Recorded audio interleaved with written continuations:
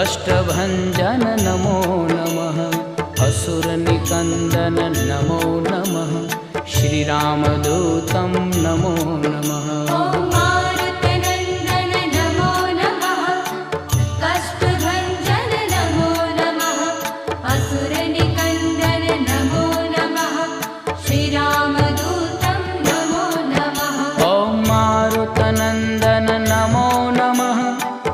कष्टभञ्जन नमो नमः। असुरनिकन्दन नमो नमः। श्रीरामदूतं